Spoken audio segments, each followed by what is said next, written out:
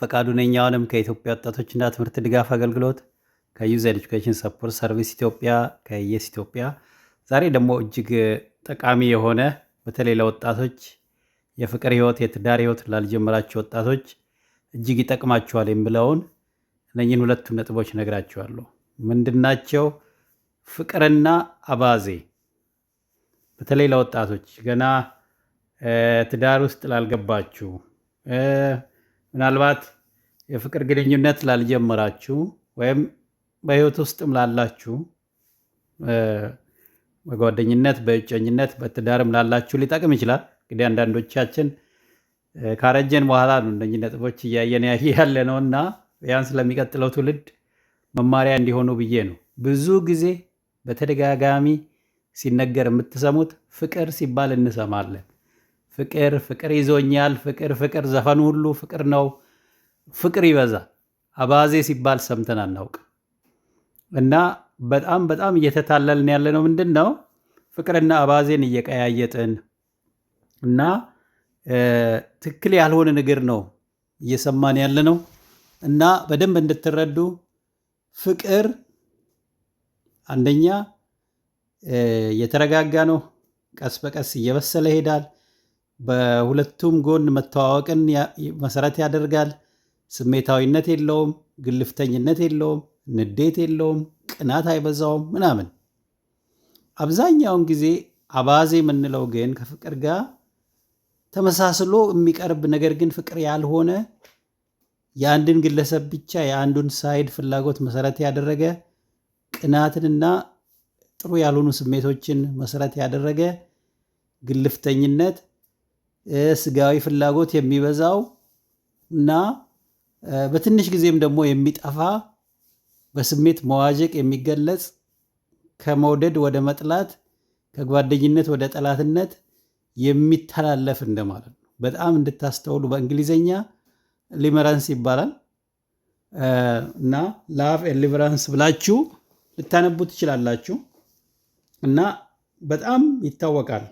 አባዜ ጎልቶ አይወጣም እንጂ የኢትዮጵያ እንትን ውስጥ አለ፣ ቃላት ውስጥ አለ ማለት ነው።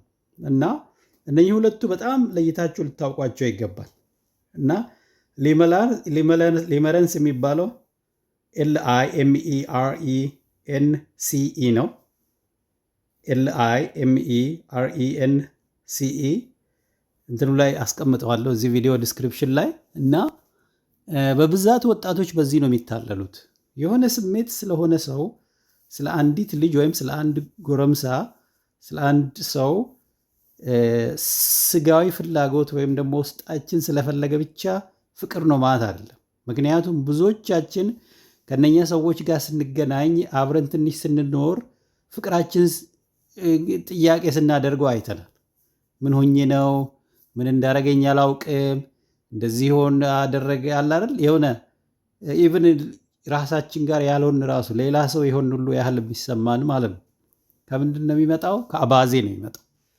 ግን ፍቅር ብለን ነው የምንገልጸው ማለት ነው። አሁን እነኚህ አሲድ ሰው ላይ የሚደፉት ከባድ ጉዳት ራሳቸው ላይ የሚሆን ሌላ ሰው ጋር የሚያደርሱ እና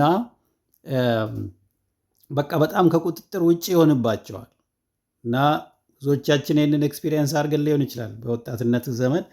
አሁንም እያረጋችሁ ያላችሁ ልትኖሩ ትችላላችሁ ማለት ነው። ስለዚህ አደራ አደራ አደራ እባካችሁ ፍቅርና አባዜ የተለያዩ ነገሮች ናቸው። በደንብ እንድናየው ያስፈልጋል። ለምሳሌ ምን ይላል? ዲፋይን ሲደረግ ላቭ ወይም ደግሞ ፍቅር ኢዝ a deep enduring emotional bond built on mutual care and trust ይላል። ሪስፔክት በጣም ጥልቅ የሆነ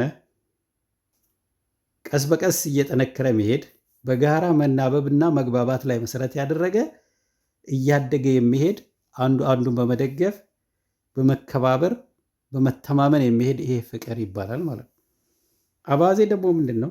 an intense emotional and romantic affection marked by obsessive thoughts and idealization and strong desire for reciprocation often without a deep understanding of the other person ይላል። ስለሌላው ሰው በደንብ ሳናውቅ ዝም ብለን የምንፈልገው ነገር ማለት ነው። ነገ እኮ ገና ትንሽ ጊዜ ባልቆየ ጊዜ ውስጥ ያንን ሰው ወደ መስደብ፣ ወደ መጥላት ወይ ወደ መጉዳት ማዕት ሰይጣናዊ ነገር ውስጥ ሁሉም ይገባሉ ማለት ነው። መጀመሪያ ግን ፍቅር ይዞኛል ብሎ ነው የሚናገሩት። ይህም በደንብ እንድታውቁ ያስፈልጋል እና ወጣቶች ይህንን በደንብ ቢማሩ ከታች ጀምሮ ይህን ብንነግራቸው ወደድኩ አፈቀርኩ ብሎ በሚሉ ሰዓት ያለምንም መግባባት ያለምንም የጋራ ዓላማ ምንም ዘላቂ ነገር ሳይኖር አንዱ ሌላውን መረዳት ሳይኖር አንዱ ሌላውን ማገዙን አብሮ ለማደግ ቃል ሳይገቡ በፊት በጣም ሰልፊሽ የሆነ የስጋዊ ፍላጎት ብቻ ከሌላ ሰው በመፈለግ ወይ ደግሞ የሆነ ንብረቱን አይተን ወይም ደግሞ አንደኛው ሰው ስለሚያምር ወር ምናምን እንደዚህ በስሜት ጦዘን ስጋዊ ፍላጎታችን አእምሯችንን ተቆጣጥሮ ወይም ሰይጣን የሚጫወትብን ማለት እና እንዲሁ ሳስበው አባዜ ሰይጣናዊ ነው። ፍቅር ደግሞ የተቀደሰ ነገር ይመስለኛል። እንዲሁ ሳስበው ራሱ አንደኛ እግዚአብሔር ፍቅር ነው ይባላል እንደምታውቁት እና ፍቅር ዝም ብሎ በየቦታ የምታየው ርካሽ ነገር አይደለም። ብልጭልጭ ምናምን ነገሮች የሚከተል ተራ ነገር አይደለም ማለት ነው። በቃ የቆሻሻው ነገር አባዜ ነው። በደንብ እንድትረዱ ማለት ነው። አሁን የገባኝ ነገር ቆም ብዬ ሳስበው ይህ በየሰፈሩ የምታዩት ልክስክስ ፊሊንግ ምንም መሰረት የሌለው ከትንሽ ጊዜ በኋላ የሚጠፋ እንደ ጤዛ የሚጠፋ ከጓደኝነት ወደ ጠላትነት የሚቀየር በጣም ቶክሲክ የሆነ ነገር ውስጥ የሚገባው አባዜ ነው። ፍቅር አይደለም። ፍቅር በጣም የተረጋጋ ነው። ማስተዋልን ያስቀድማል። አላስፈላጊ ፉክክር ውስጥ አይገባም። ቅናተኝነት አይበዛውም። አንዱ ሌላውን ማሳደግ ላይ ነው መሰረት የሚያደርገው ማለት እና ፍቅር እንደምታውቁት ብዙ ጊዜ ትክክለኛ ፍቅር እንትን አንኮንዲሽናል ነው ይባላል። እንዲህ ካላደረገ እንዲህ ያደርገዋለሁ ሳይሆን ለምሳሌ እግዚአብሔር የሰው ልጅን ሲወደው ሰውን በፍጹም ፍቅር ነው የወደደው ማለት ሰው እየበደለ ራሱ እግዚአብሔር ደግሞ በሰዎች አይጨክንም ማለት ነው፣ ይቅር ይለናል። ሪል ፍቅር እንደዚህ ነው ማለት ነው። ሌላው ሰው እየበደለህም መውደድ ማለት ነው። አሁን እኛ ሰዎች ብዙ ጊዜ ምንድነው ትራንዛክሽናል ነው የእኛ ነገር፣ ሰጥቶ መቀበል ነው። ኢቨን ሰጥቶ ለመቀበል ራሱ አንደርስም። አንዳንዶቻችን የራሳችንን ብቻ ነው የምናየው። ሸውራራ ነው አይናችን፣ ጎደሎ ነው። ለሌላው ሰው እድል